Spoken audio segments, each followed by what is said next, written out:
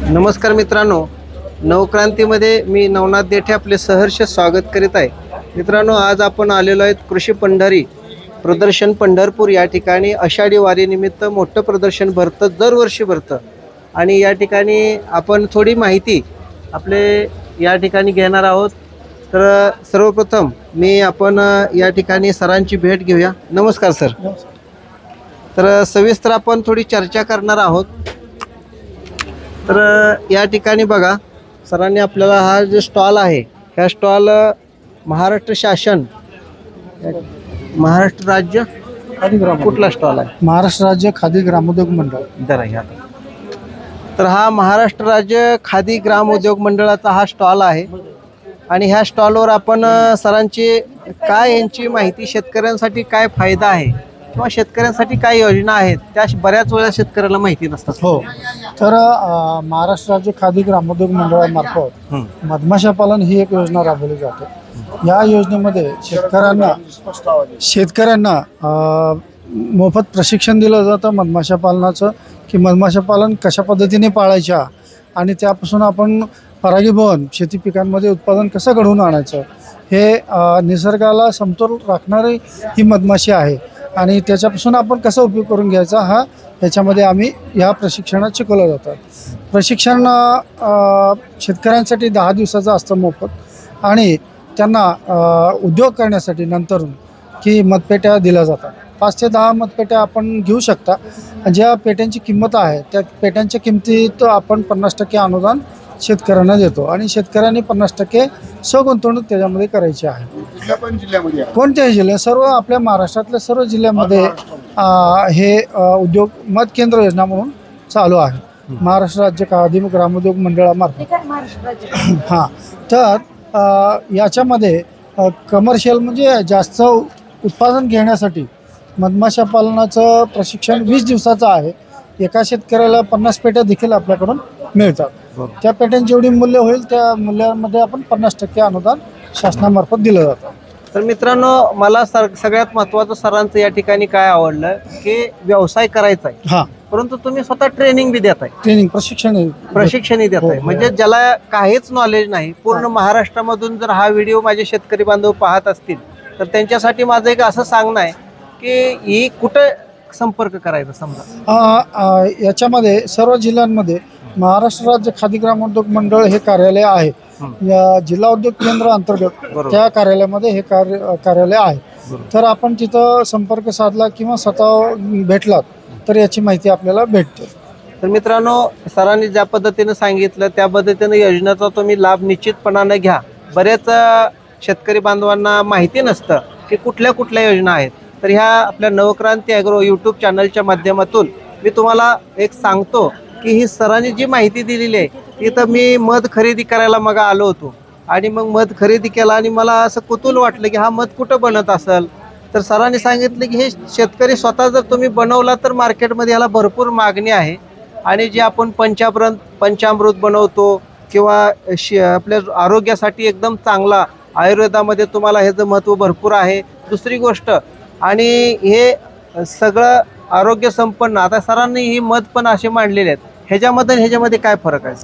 आता हा जो मध आहे हा सेंद्रिय मध म्हणून आपण त्याची हे केलेली आहे। हा फक्त ज्या ठिकाणी जंगल भाग आहे त्या ठिकाणच्या शेतकऱ्यांना आपण मतपेट्या देऊन त्यांना आपण प्रशिक्षित केलंय आणि शुद्ध जंगलातला मध म्हणजे जिथं फवारणी होत नाही अशा ठिकाणचा मध तो आहे। म्हणजे उदाहरणार्थ महाबळेश्वर सारख्या ठिकाणी, कोल्हापूरमध्ये राधानगरी किंवा 2-3 तालुक्यामध्ये तिथं हा उपक्रम राबवला जातो। तिथून हा मध गोळा केलेला आहे।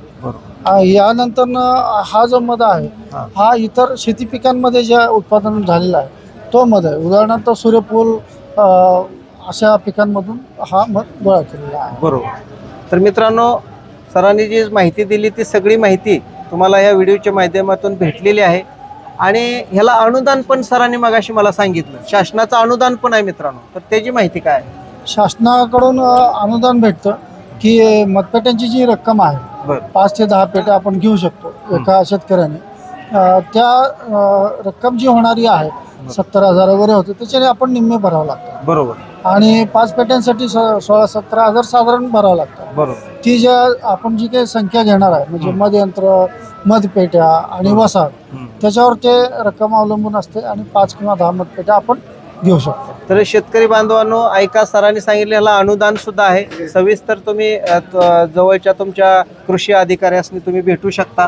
तालुका वाईज आत्मा म्हणून त्यांचे कृषी अधिकारी आहेत. त्याचबरोबर या ठिकाणी दुसरे सर आहेत. तर नाव सांगा तुमचं. त्याचबरोबर दुसरे या ठिकाणी सर आहेत.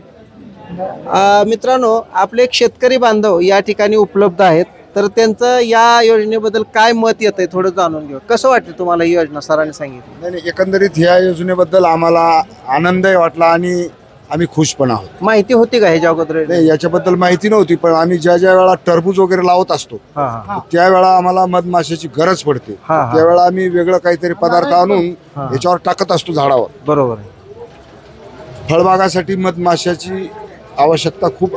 तर निश्चितपणानं डाळिंब असेल, तुमचं कुठलंही फळ असेल, पीक असेल, तर निश्चितपणानं मधमाशी हा अविभाज्य घटक आहे. कारण तो नसला तर फळधारणा होत नाही.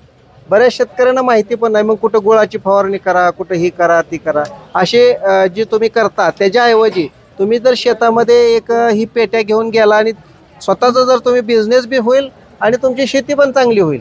तर अशा पद्धतीने मित्रांनो सरांनी योग्य चांगली मार्गदर्शन दिलेलं आहे आणि सर पण या ठिकाणी आलेले आहेत. पुन्हा एकदा आमच्या युट्यूब चॅनलमध्ये तुमचे स्वागत करतो.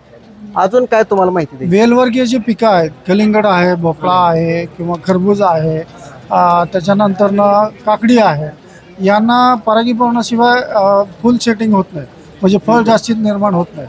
माशी जर असेल तर तिथं फळधारणा जास्त होते आणि आपल्याला उत्पादन जास्तीचं भेटतं.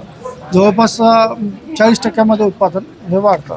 म्हणून शक्यतो जे काही आजकाल वेलवर्गीय फळ उत्पादन करणारे आहेत या शेतकऱ्यांना हे गोष्ट आवश्यक आहे. मधमाशी हे आवश्यक आहे. म्हणून ज्या वेळेला आपण पेरणी करतो, पेरणीच्या आधी आपण मधमाशीच्या पेट्या जर ठेवलं पेरण्या झाल्यानंतर, तर त्यावेळेला आपल्याला त्याचा उपयोग होतो आणि फायदा होतो. फळ हे दाणेदार आणि मोठं त्याच्यामध्ये मिळतं परागीकरण झाल्यामुळे. तर शेतकऱ्यांनी निसर्गाचा समतोल राखणारी ही जी मधमाशी आहे त्याचं आपण जतन केलं पाहिजे. मधमाशा ह्या नष्ट नाही केल्या पाहिजे. शेतीच्या बांधावरची जी मोठी मोठी झाडं आहेत ती सुद्धा ठेवली पाहिजे आणि आपल्याला पिकांमध्ये उत्पादनामध्ये वाढ घडून आणली पाहिजे. धन्यवाद सर, माहिती छान दिली. त्याचबरोबर दुसरे एक सर या ठिकाणी आहेत. नाव सांगा सर तुमचं. ये जो कुमार खडके, खादी ग्रामोद्योग मध्ये. बरोबर. तर तुम्हाला ह्याच्याबद्दल शेतकऱ्यांना काय सांगावं असं वाटतं? म्हणजे थोडक्यात आमच्याकडे खादी PMGP स्कीम, आमच्याकडे PMGP व CMGP स्कीम आहेत. बरोबर आहे. PMGP आणि CMGP ह्या स्कीम आहेत. तुमच्या जवळच्या तालुक्याच्या ठिकाणी तुम्ही गेला तर सगळ्या तुम्हाला स्कीमची माहिती निश्चितपणाने भेटेल मित्रांनो. तर ही अशा पद्धतीचं ही जी स्कीम आहे सरांनी सांगितली, पंतप्रधान रोजगार कार्यक्रम निर्मिती कार्यक्रम हा एक योजनाचा प्रकार आहे. तर ह्याच्याबद्दल सुद्धा तुम्ही संपर्क करू शकता जवळच्या तालुका कृषी ऑफिसला, जिल्हा उद्योग केंद्रामध्ये, खादी ग्रामोद्योग. इथं या ठिकाणी पत्ता वगैरे सगळं दिलेला आहे मित्रांनो. तुम्ही इथं बघू शकता. खादी ग्रामोद्योग केंद्र, जिल्हा उद्योग केंद्र. तर जिल्हा उद्योग केंद्रामध्ये तुम्ही बघू शकता. आणि ही शासनाच्या विविध योजना आहे, याचा जरूर शेतकऱ्यांनी फायदा घ्या असं माझं मत आहे. व्हिडिओ कसा वाटला लाईक करा, शेअर करा, कॉमेंट करा. धन्यवाद मित्रांनो, धन्यवाद. आणि तुम्ही मुलाखत दिली, चांगलं वाटलं. शेतकऱ्यांच्या फायद्याचं आहे. आपलं नवक्रांती ॲग्रो चॅनल शेतकऱ्यांसाठीच आहे. म्हणून पुन्हा एकदा सगळ्यांचं अभिनंदन करतो, स्वागत करतो आणि राम राम करतो. जय हरी.